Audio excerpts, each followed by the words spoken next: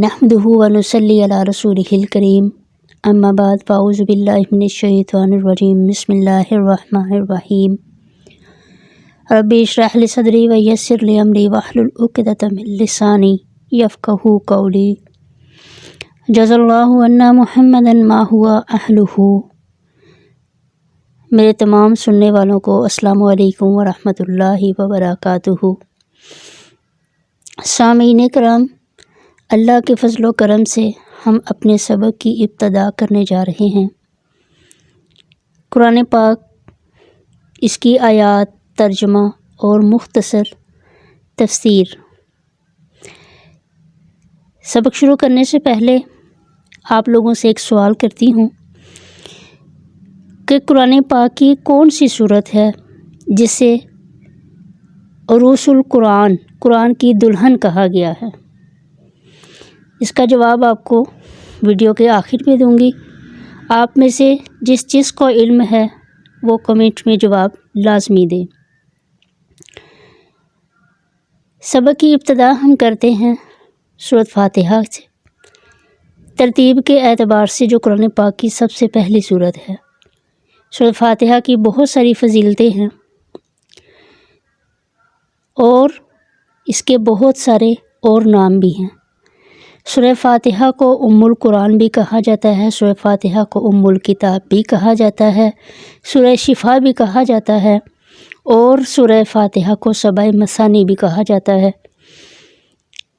سبع 7 کو بولتے ہیں عربی زبان میں، مثانی دہرائی جانے والی، بار بار پڑھی جانے والی۔ چونکہ سورہ فاتحہ نماز کی ہر رکعت میں پڑھی جاتی ہے اور نماز کی رکعتیں 4 ہوں، 2 ہوں، 3 ہوں، تو اس لیے دہرا کر پڑھتے ہیں، ہم ہر رکعت میں پڑھتے ہیں، تو اس وجہ سے اس کو سبع مثانی یعنی کہ 7 آیات جو بار بار پڑھی جاتی ہیں سورہ فاتحہ کو کہا جاتا ہے۔ اعوذ باللہ من الشیطان الرجیم۔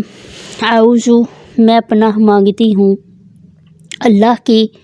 کس سے پناہ مانگتی ہوں؟ من الشیطان الرجیم، شیطان مردود سے۔ شیطان سے کیوں پناہ مانگتے ہیں ہم؟ قرآن کی تلاوت کرنے سے پہلے ایک تو یہ قرآن پاک کے آداب میں سے ہے، قرآن کی ہی ایک آیت ہے، فَإِذَا قَرَأْتَ الْقُرْآنَ، جب تم قرآن پڑھنے لگو، فَاسْتَعِذْ بِاللَّهِ، تو تم اللہ کی پناہ میں آ جاؤ۔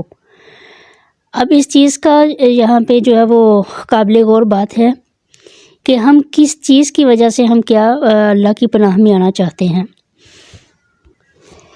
جیسا کہ سب لوگ جو ہیں وہ یہ چیز جانتے ہیں کہ جب شیطان کو جنت سے نکالا گیا تھا مردود قرار دے کر، اس وقت اس نے کیا دعویٰ کیا تھا اللہ تبارک و تعالیٰ کے سامنے کہ اے اللہ، میں تیرے بندوں کو گمراہ کروں گا، میں تیرے بندوں کو راستے سے ہٹاؤں گا، ہدایت سے ہٹاؤں گا، ان کو گمراہی کی طرف لے جاؤں گا۔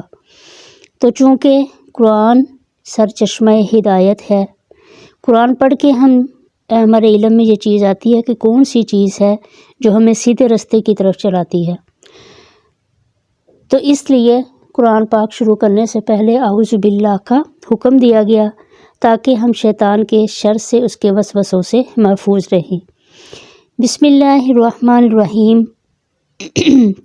شروع اللہ کے نام سے جو بڑا مہربان نہایت رحم کرنے والا ہے۔ با 7 اسم نام، اللہ لفظ اللہ، الرحمن مہربان ہے، رحم کرنے والا ہے، رحیم اس کا بھی وہی مطلب ہے، رحم کرنے والا ہے۔ انشاءاللہ اس کی تفسیر آگے میں آپ کو بتاتی ہوں آیات میں۔ الحمدللہ رب العالمین۔ الحمد، تمام، حمد تعریف، تمام تعریفیں، الحمد تمام تعریفیں، للہ اللہ ہی کے لیے ہیں، کے لیے لفظ اللہ، اللہ تمام تعریفیں اللہ ہی کے لیے ہیں، رب العالمین جو رب ہے جہان والوں کا، رب پالنے والا، پرورش کرنے والا، عالمین عالم کی جمع ہے، جہان کو کہتے ہیں، کہ تمام تعریفیں اس ذات کے لیے ہیں جو اس سارے جہان کو پالنے والا ہے۔ الرحمن الرحیم، الرحمن بڑا مہربان ہے، نہایت رحم کرنے والا ہے۔ الرحمن یہ اس میں جو ہے وہ رحمان صفت ہے اللہ کی، رحمت کے معنی میں آتا ہے۔ رحیم یہ بھی اللہ پاک کی صفت، اس میں بھی رحمت کے ہی معنی آ رہے ہیں۔ فرق ان دونوں لفظوں میں یہ ہے کہ رحمان اس رحمت کو کہا جاتا ہے جو کہ وسیع ہو، رحمت وسیع ہے۔ اللہ تبارک و تعالی ہر انسان پہ دنیا میں جو ہے وہ کیا ہے، ہر انسان کو نعمتوں سے نواز رکھا ہے۔ کوئی کتنے ہی لوگ ہیں جو معاذ اللہ اللہ تعالیٰ کی وحدانیت سے ہی انکار کر رہے ہیں، جو اللہ کے وجود کو ہی نہیں مانتے، لیکن اللہ کی رحمت ایسی ہے کہ وہ ایسے لوگوں کو بھی رزق دے رہا ہے۔ تو یہ ہوگی دنیاوی اعتبار سے اللہ کی جو ہے وہ رحمت کی صفت۔ رحیم جو ہے اس میں زیادہ گہرائی ہے، اور یہ مخصوص ہے قیامت کی آخرت کی زندگی میں، کہ یہ دنیا میں تو اللہ پاک سب پہ رحمت کر رہے ہیں، وہ مہربان ہے۔ رحمان کے معنی جو ہے وہ اس میں بڑھ رہے ہیں۔ رحیم خاص مومنین کے لیے ہوگا، اور یہ آخرت کی زندگی کے ساتھ اس کو خاص کر دیا گیا۔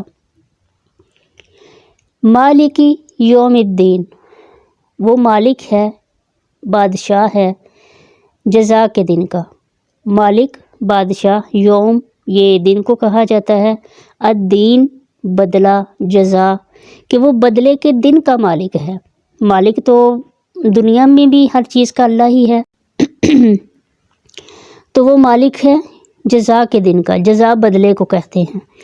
بدلہ یعنی کہ قیامت کا وہ دن، انسان کو دنیا میں اس نے جو کچھ کیا ہوگا اس کے اعمال کا اس کو بدلہ دے دیا جائے گا۔ جس نے جو بھی کیا ہوگا ہر عمل کا اجر مل جائے گا، خواہ وہ ثواب کی صورت میں ہو، خواہ وہ سزا کی صورت میں ہو۔ ایاک نعبد و ایاک نستعین، ایاک، ایا خاص لفظ کسی چیز کے لیے آتا ہے جس کو ہم مخصوص کر دیتے ہیں۔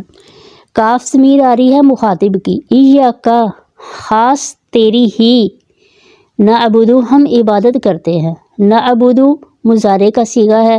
مضارع عربی گرامر کے اعتبار سے اس جو ہے وہ لفظ میں بولا جاتا ہے کہ اس کا مطلب یہ ہوگا جو موجودہ زمانے میں کام ہو رہا ہے، جو آئندہ زمانے میں آنے والے وقت میں بھی ہوگا، اس کو بولتے ہیں مضارع۔ مضارع کا صیغہ یعنی کہ اے اللہ ہم آج بھی تیری عبادت کر رہے ہیں، ہم آئندہ زمانے میں بھی تیری ہی عبادت کریں گے۔ وَإِيَّاكَ نَسْتَعِينُ، ہم خاص تجھ سے ہی مدد مانگتے ہیں۔ یہاں بھی مضارع کا صیغہ آ رہا ہے نون کے ساتھ، نستعین، کہ اے اللہ ہم آج بھی تجھ سے ہی مدد مانگتے ہیں اور آئندہ بھی تجھ سے ہی مدد مانگتے رہیں گے۔ یہاں پہ آ جاتا ہے جب ہم کہہ دیتے ہیں کہ ایاک نعبد و ایاک نستعین، تو اس میں ہر چیز کی جو ہے وہ نفی ہو جاتی ہے۔ ہم نماز میں کھڑے ہوتے ہیں، اللہ اکبر، ہاتھ اٹھا دیے ہم نے کہ اے اللہ ہم ہر چیز سے جو ہے وہ کیا ہے، انکاری ہیں، ہر چیز سے ہم انکار کر رہے ہیں، صرف اور صرف تیری عبادت کے لیے کھڑے ہیں۔ اے اللہ ہم نے اللہ اکبر کہہ دیا، تیری بڑائی بیان کر دی۔ اللہ ہم رکوع میں جھک گئے، ہم تیرے لیے جھک گئے۔ اے اللہ ہم سجدہ ریز ہو گئے، ہم سجدے میں چلے گئے، اپنی ناک کو زمین پہ لگا دیا، خاک آلود کر دیا ہم نے خود کو۔ کس لیے؟ تیری بڑائی بیان کرنے کے لیے۔ اے اللہ صرف تیری ہی ذات ہے کہ جو سجدہ جو ہے وہ جس کو سجتا ہے۔